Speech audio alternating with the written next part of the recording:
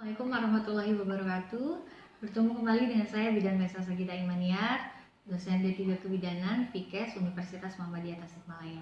Kali ini saya akan membuat video tutorial tentang pembelajaran bagaimana mekanisme persalinan.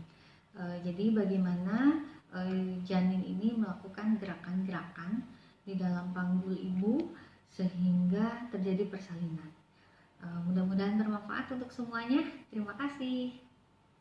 Di dalam kompetensi mekanisme persalinan ini diharapkan mahasiswa dapat menunjukkan dan memperagakan bagaimana gerakan janin di dalam panggul ibu.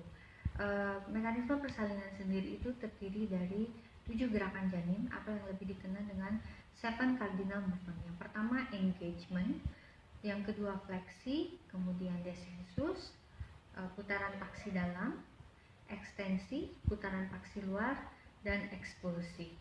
Itu adalah gerakan-gerakan anak dalam persalinan. Selain itu, faktor lain yang sangat berpengaruh yaitu selain faktor power dan passenger adalah passenger.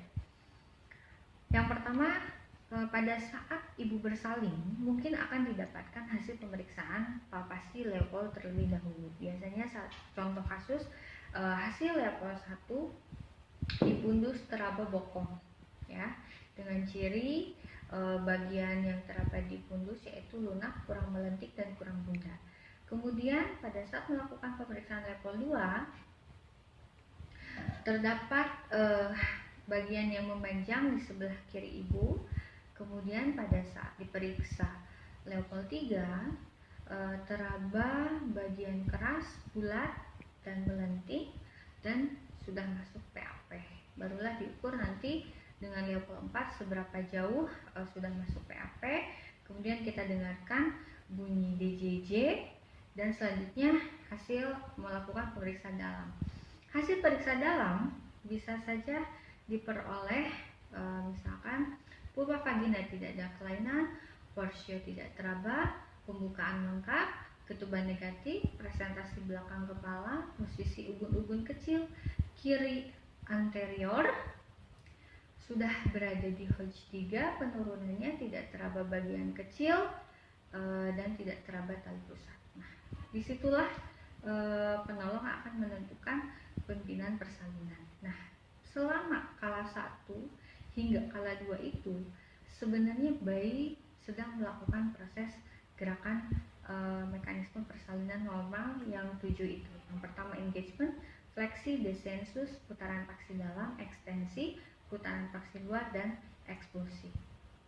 Gerakan ini terjadi pada presentasi kepala dan bokong, jadi bukan hanya kepala saja, sehingga gerakan ini menyebabkan janin dapat mengatasi rintangan di jalan lahir sehingga dapat terjadi persalinan perpaginan secara spontan. 96% ini biasanya janin berada dalam posisi ubun-ubun kecil anterior, kemudian sisanya hanya sebagian kecil presentasi muka dan sebagainya. Gerakan yang pertama yaitu engagement, di mana diameter biparietal sudah melewati pintu atas panggul yaitu ramus superior pubis, linea innominata, dan promontorium. Kemudian kepala masuk panggul ini bisa dalam, atau engagement ini bisa dalam 3 proses. Yang pertama sinklitismus, di mana sutura sagittalis berada di tengah-tengah simfisis pubis dan sakrum, atau asinklitismus anterior, sutura sagittalis lebih dekat ke sakrum, jadi seperti ini. Atau asinklitismus posterior, di mana sutura sagittalis lebih dekat ke simfisis pubis. Jadi sinklitismus, asinklitismus anterior, dan asinklitismus posterior.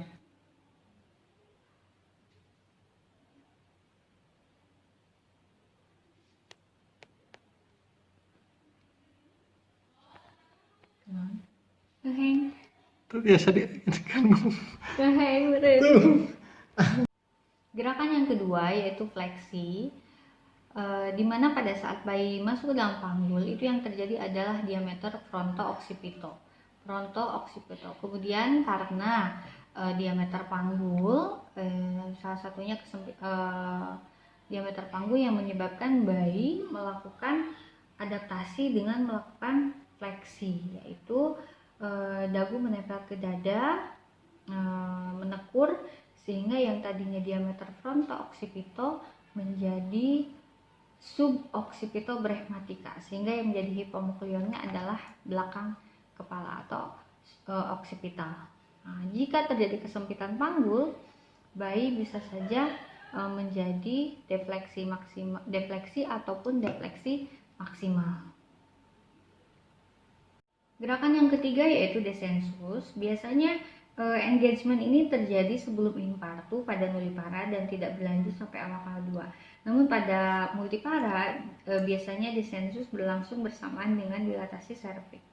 Kenapa terjadi descensus atau penurunan janin pada janin lahir? Biasanya karena ada tekanan dari cairan amnion, usaha mengedan ibu, dan tekanan langsung oleh fundus uteri pada bokong. Faktor lain, ukuran dari panggul juga menentukan descensus atau penurunan dari kepala janin ini, sehingga bisa menyebabkan descensus berlangsung lambat. Gerakan yang keempat yaitu putaran paksi dalam. Kepala yang turun menemui diafragma pelvis yang berjalan dari belakang dari atas ke bawah. Ini merupakan kombinasi dari elastisitas diafragma pelvis dan tekanan intrauterin yang berulang-ulang menyebabkan kepala melakukan rotasi, yaitu memutarnya ke arah depan atau di bawah sumpisis. Jadi yang tadinya UUK berada di kiri melintang, dia akan melakukan rotasi disertai dengan descensus di Hodge 3 atau sejajar dengan spina ischiadica, sehingga yang teraba oleh pemeriksa adalah ubun-ubun kecil berada di anterior atau dekat dengan simfisis pubis. Ini yang disebut dengan putaran paksi dalam. Ini juga mengindikasikan kalau bayi sudah melewati Hodge 3 dan panggul bisa melahirkan ibu secara spontan. Gerakan selanjutnya yaitu ekstensi. Ekstensi ini terjadi ketika descensus kepala terus bergulir oleh dorongan fundus, namun dia di bawah mengalami tekanan dari tulang koksigis sehingga dan area di simfisis pubis longgar, sehingga dia melakukan ekstensi. Ekstensi itu seperti bayi menengadah, dimulai dari dahi, hidung, mulut, dan dagu, di mana kepala atau leher masih tetap melakukan torsi dan badan janin masih dalam kondisi miring.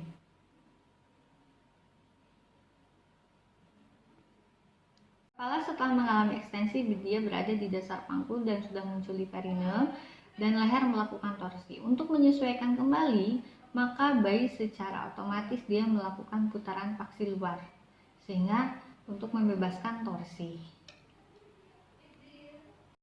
Setelah melakukan putaran paksi luar, bayi dan ibu mengedan, biasanya terjadilah ekspulsi atau pengeluaran seluruh badan janin. Pada prinsipnya, jika kepala sudah lahir, tentunya bagian badan akan mengikuti bentuk jalan lahir.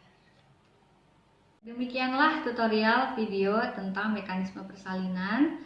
Tentunya banyak kekurangannya, mudah-mudahan bermanfaat. Silahkan disimak baik-baik, dipelajari. Terima kasih, sampai bertemu kembali. Assalamualaikum warahmatullahi wabarakatuh.